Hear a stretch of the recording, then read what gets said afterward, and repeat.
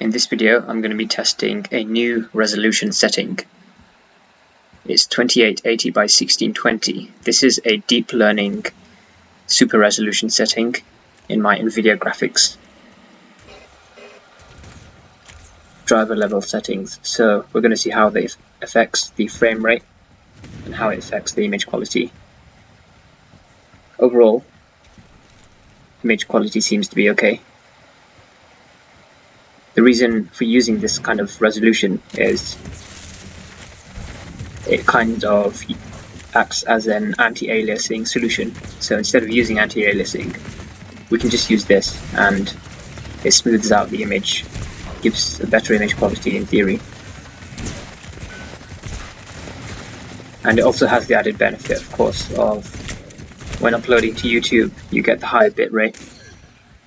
So we want to examine how big of an effect this actually has. And recently, actually, Overwatch did add the AMD FSR upscaling 2.2, version 2.2. Used to be only have version 1.0, so now there's an additional option for upscaling, which is great. It's always great to have new options in the graphics to test out and see how it affects frame rate and image quality. See how to get the best optimal settings for you. Right now I'm hovering around 55 to 65 FPS, so not that amazing. But remember, I am running on ultra settings.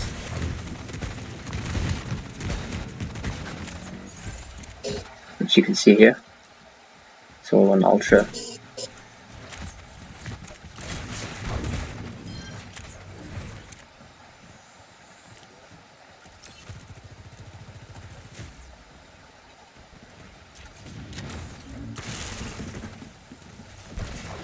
So far, what I've noticed with FSR is it does have its issues. It's not amazing, but it's good to have as an option. For me, I don't think I'll use it that much, but maybe when I want to have the resolution set to 4K and I want to max out the image quality, but it's not great for maxing out the frame rate because frame rate takes a very big hit from using FSR 2.2. Remember, this is using a temporal upscaling solution, so whereas FSR 1.0 would use a spatial algorithm for upscaling, this uses a temporal version. And what that means is it has a much bigger footprint on the performance impact, and that means that you're going to struggle to get a really great frame rate unless you turn it off. So most of the time when I'm actually playing the game, I will have it turned off. It's only when I'm watching my replays back, if I want the maximum image quality for recording for YouTube, then FSR 2.2 would probably be the better solution. But most of the time I think I would just run at 100% render scale, because it does look a lot better than FSR 2.2, even though FSR 2.2 does have quite a big effect. It's not as good as native at all, because you get quite heavy shimmering effects and not that great looking, in my opinion. So you can see we're using VRAM 2000 megabytes. My GPU temperature is 71 degrees Celsius. I don't know if that's good or bad. I think that's alright. But one thing I need to figure out how to do is reduce the fan noise, because my laptop is really being so loud lately. So that's quite annoying when there's a lot of fan noise. That's something I really struggle with. It's why I prefer to use a MacBook, because there's not as much fan noise, it's a lot quieter in general, the system. So, because it's using a much more efficient processor, that's why I generally prefer it. I do need to clear out some space on my hard drive as well. I think I'm running low, so I need to delete some stuff.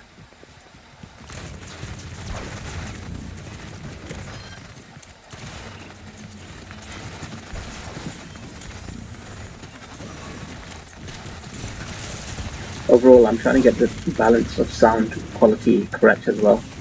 I need to find out the best setting that will have it so the game sound is still present and you can hear it, but it's not overriding my voice. Because a lot of the time my voice is too quiet to be heard in the video. I don't know how to make it more louder and more clearer. But I think I might try to just get an external microphone. Might be the best option at this point. So next round, let's have a look at the AMD FSR setting. We're going to try that out.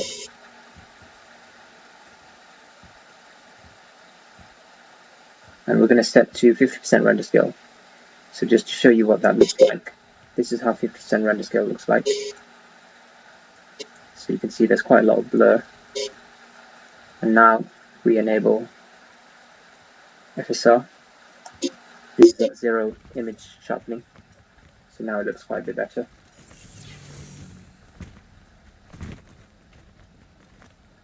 And frame rate is a bit higher. Frame rate of 100 now. We'll see how that changes during the actual fight. Now it's going down to 80, 90.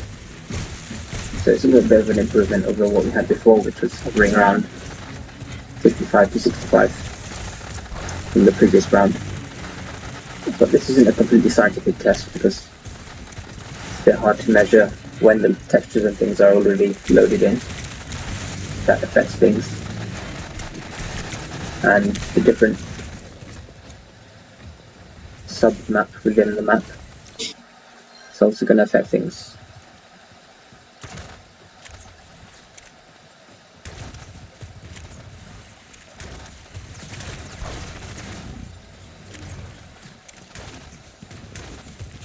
So the reason I'm doing this, I wanted to try to combine Nvidia deep learning super resolution with AMD FSR.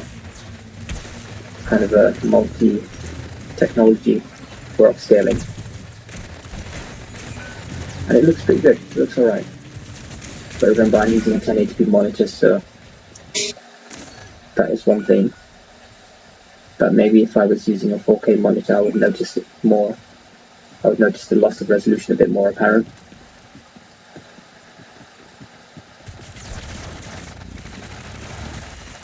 So you probably know that the FTC versus Microsoft case is still ongoing. We're still waiting to hear judgment from Judge Pauly about the case. There's been a bit of a controversy with the judge because she has quite a clear conflict of interest. Her son actually works at Microsoft. So that's quite a big thing that people are wary of, that she might not be completely impartial.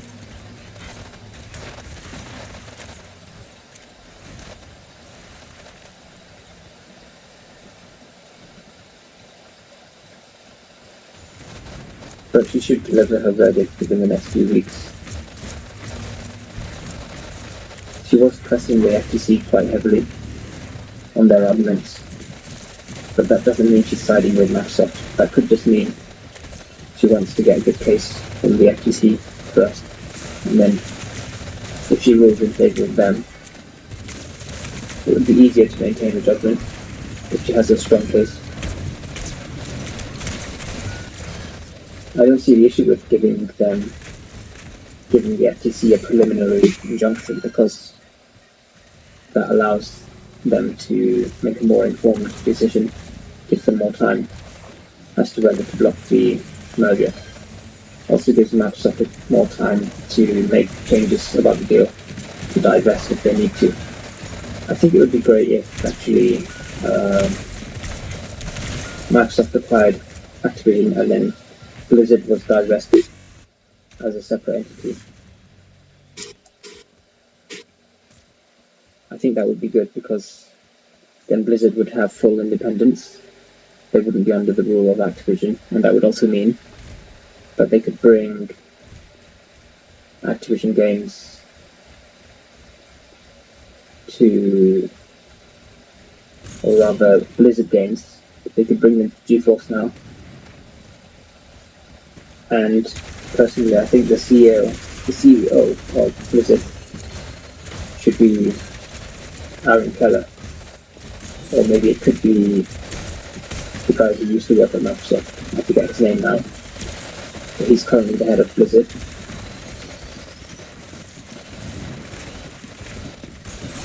Mike Ybarra, yeah, that's his name.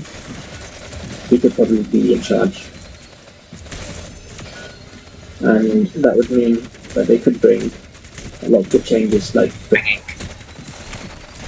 the Overwatch games to Mac, or bringing Overwatch to GeForce Now and other cloud gaming services like Amazon Luna, and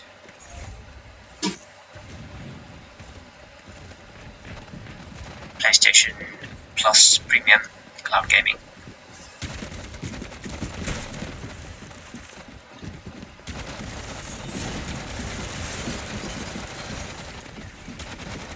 Because at the moment Bobby Kotick doesn't want the games on GeForce Now for some reason. He wants to make a deal in order to have them, but Nvidia does not agree with doing a deal. So that's the reason we haven't seen the games come to GeForce Now after the beta period. Because they were in the GeForce Now during the beta period, but then unfortunately they were removed because, according to Bobby Kotick, because Nvidia didn't make a deal. Which is a bit silly when you think about it, because Activision Blizzard could make more money by having the games on GeForce Now because they would attract more players, and in turn that would mean more revenue from microtransactions.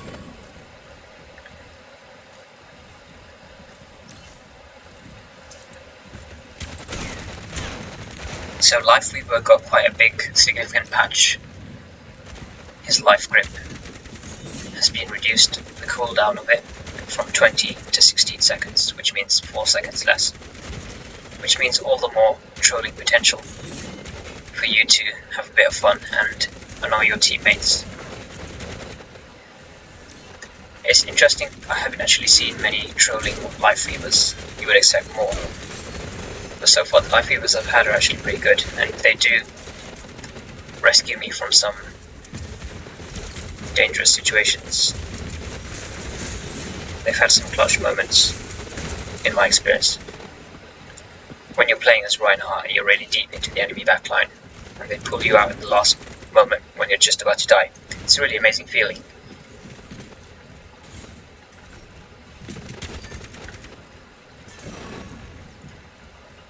And Life Grip now also heals the target for 50% of their health. And Lifeweaver also gets quite a significant damage buff.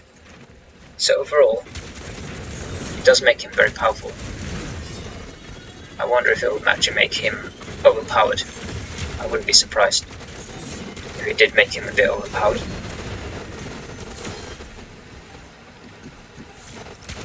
Because he was already alright. In good hands, he could do a lot.